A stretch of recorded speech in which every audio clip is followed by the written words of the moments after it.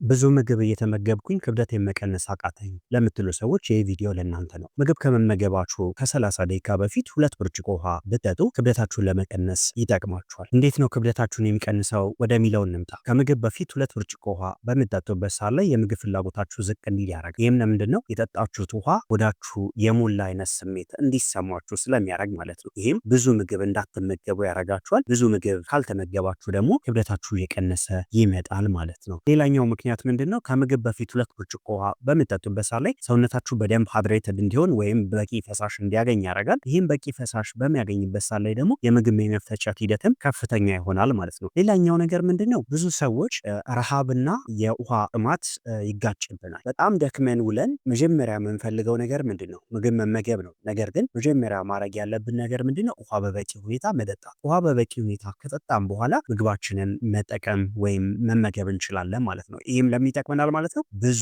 ምግብ እንዳንመገብ ይረዳናል ማለት ነው። በዚህ መንገድ ምን ማድረግ ይቻላል ማለት ነው? ክብደትን መቀነስ ይቻላል ማለት ነው።